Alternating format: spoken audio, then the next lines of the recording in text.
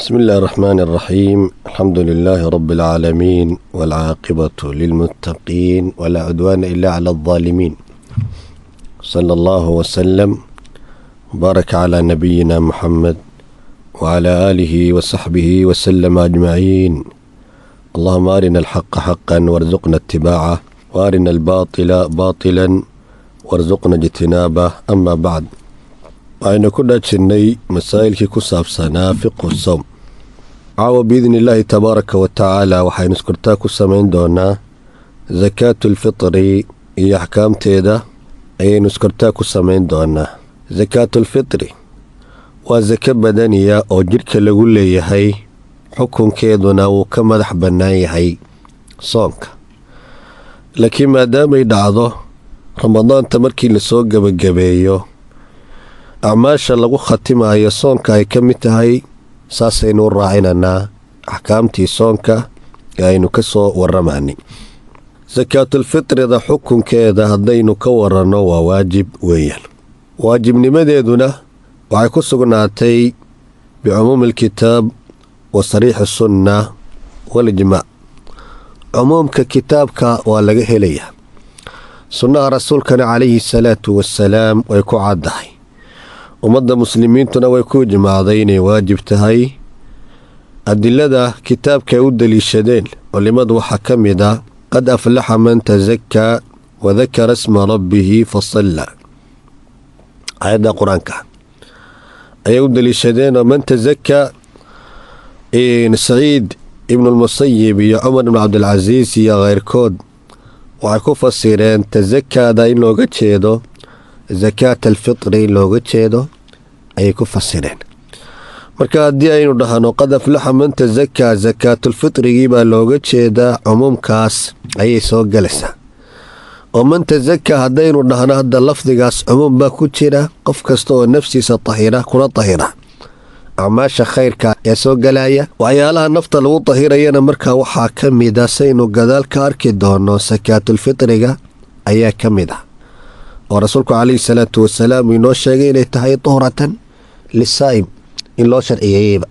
waxaa kaloo ay soo gelaysaa aayadda qur-aanka cumuumkeeda, wamaa aataakum alrasuulu fakhuduuhu wamaa nahaakum canhu fantahuu, ay soo gelaysaa.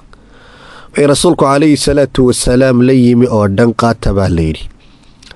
marka waxyaalihii rasuulku calayhi salaatu wasalaam uu la yimina maxaa ka mid ah? sakaatulfitriga ayaa ka mid ah.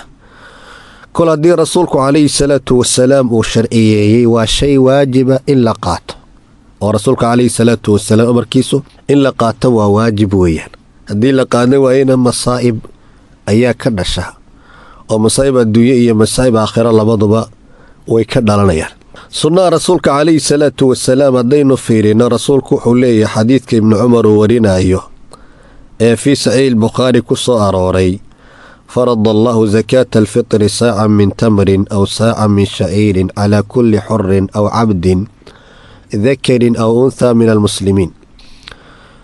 rasuulku calayhi salaatu wasalaam wuxuu waajib ka dhigay sakaata alfitriga in la bixiyo saac ka mida timirta, ama saac heedda iyo qamadida ka mid ah, oo lagu leeyahy qof kasta oo xora oo adoona, xor ah ama adoona ama lab ah ama dhadiga oo ka mid ah dadka muslimiinta. markaa rasuulku calayhi salaatu wasalaam wuxuu dadka ku waajibiyey markii laga baxo bisha ramadaan ay dhammaatay gebagabowdo in sakaatulfitriga aan layska dhiibo ayuu ku waajibiyey.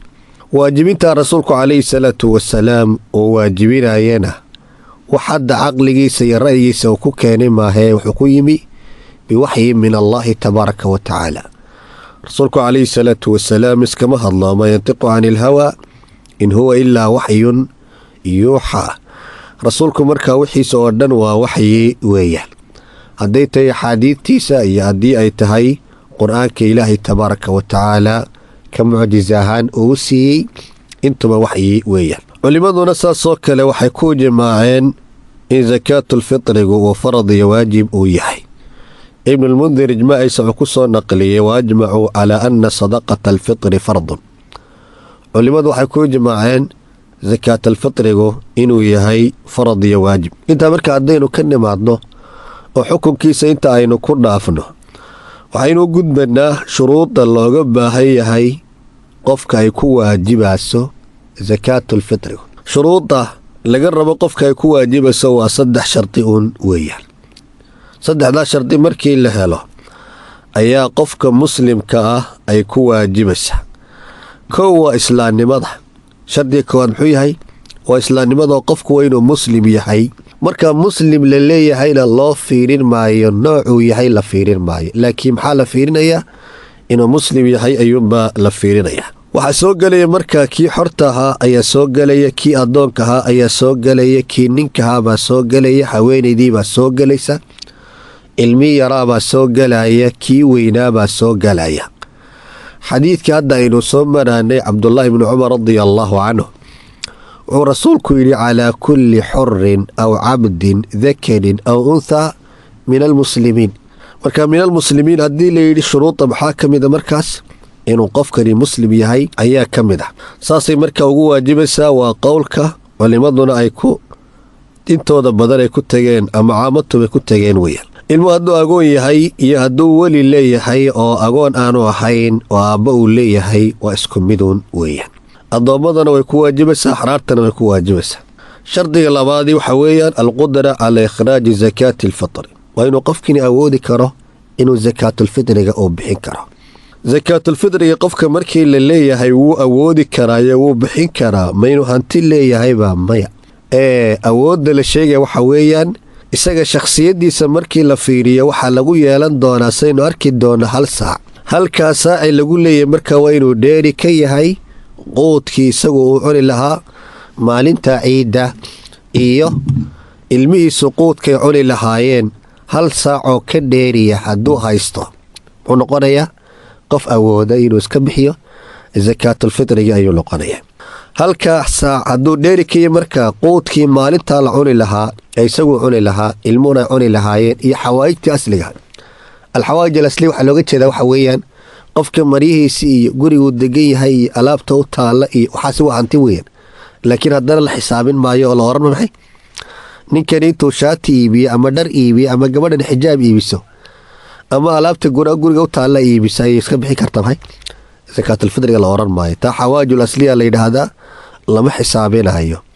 wixii raashinana waa inay dheeri ka tahay maalintaa wixii la cunaayay 1 saac uu dheerikii 1 saac marka uu bixinaya. shardiga saddexaad ay ku waajibaysaa waxa weeye dukhuulu waqti alwujuub.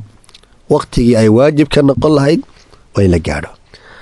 waqtigay waajib ka noqonaysaana waxa weeyaan habeenka la ciidaayo ee ciiddu ay soo galayso qoraxdeedu inay dhacdo waay. qorxadiisu inay dhacdo waay. oo habeenka ciidda qoraxdu markay dhacdo ayay sakaatulfitriga noqonaysaa, waajibay noqonaysaa. inta ka horeysa ma la bixin karaa mise la bixin karo waynu arki doonaa biidnillah.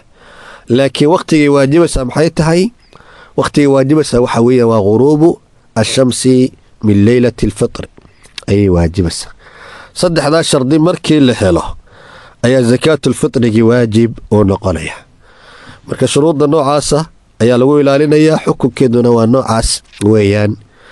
axkaamteedii xikmadda loo laasimiyey qayb ka midana habeen dambe insha allahu tacaala ayaynu arki doonaa, aynu gabagabin doonaa. subxaanaka allahuma wabixamdik ashhadu an laa ilaaha illaa anta astaqfiruka waatuubu ilayk.